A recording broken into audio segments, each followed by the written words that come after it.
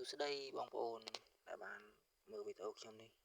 តែថាការពិតទៅវីដេអូនេះខ្ញុំមិនបាន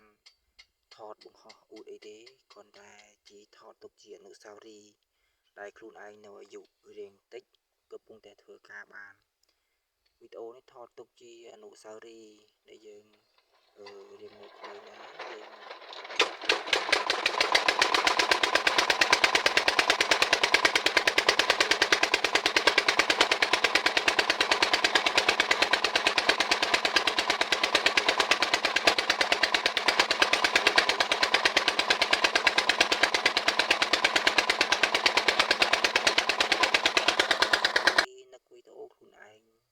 ដែលនៅកម្លាំង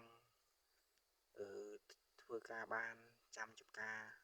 អញ្ចឹងណារៀងថាមិនថាការងារធ្ងន់មិនថាការងារស្រាលយើងធ្វើបានទាំងអស់អញ្ចឹងអានេះថតជាទុកជាអនុស្សាវរីយ៍មើលខ្លួនឯងអញ្ចឹងណា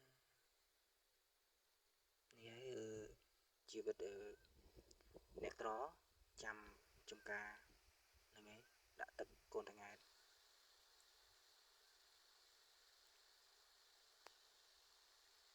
នេះជាក្បាលសាច់21ដើម្បីហូរទឹកស្រោចដំណាំកូនតង្កែតនេះខ្ញុំកំពុងតែឆ្លៀតដាក់ថតបន្តិចហើយក៏វីដេអូនេះក៏សូមអធិស្ឋានទៅដល់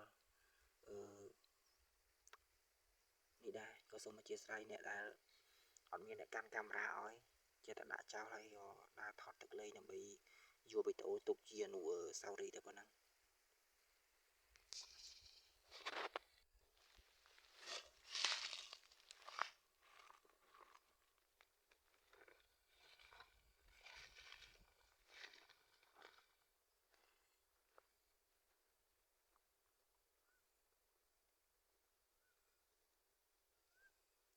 នេះឲ្យខ្ញុំ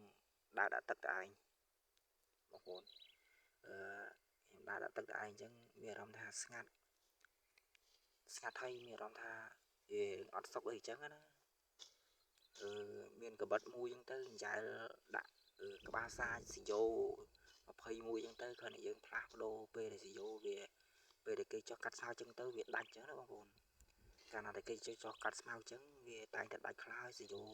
ក្បាល21ដែលយើងសាចទៅដាក់កូនថ្ងៃហ្នឹងគេកាត់ត្រូវអីចឹងទេទោះបីយើងវៃឆ្លាស់ប៉ុណ្ណាក៏ត្រូវតែកាត់ត្រូវដែរបងប្អូនយកជីបំផុតពីត្រូវផ្លែម៉ាស៊ីននោះទេកាលណាតែកាត់ត្រូវអញ្ចឹងយើងអាចដោះដូរយើងស្វែងយ៉ាផងយើងគ្រឿងក្រោយយើងអាចដោះដូរដាក់អីចឹងណាហើយយើងដាក់កូនតង្កែដាក់ទឹកកូនតង្កែត្រុសជើងក្រោមស្មៅផងចឹងទៅហើយក៏ត្រុសស្លឹកវាបន្តិចទៅពេលដែលវារៀងស្ដុកខ្លាំងអញ្ចឹងណា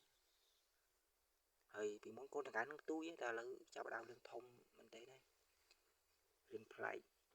ពីមួយឆ្នាំទៅមួយឆ្នាំរឿងប្លែកបន្តិចទៅឥឡូវខ្ញុំកំពុងតែដើរទៅរកកូនតង្កែមួយទៀតហើយកន្លែងណាដែលវាស្ទះសម្រាមស្ទះក្បាលមានកឌីកដោបអីសម្ោចទៅក្នុងនឹងចូលទៅយើងគោះវាចេញទៅដាក់ធម្មតាវិញទៅវានឹងសាច់ទឹកមកខ្លាំងធម្មតាដាក់ចំកូនតង្កែអញ្ចឹងណា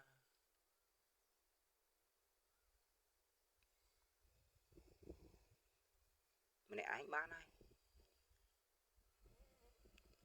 ដីមិនទៅធំអីប៉ុន្មានផងដី40 ហាត់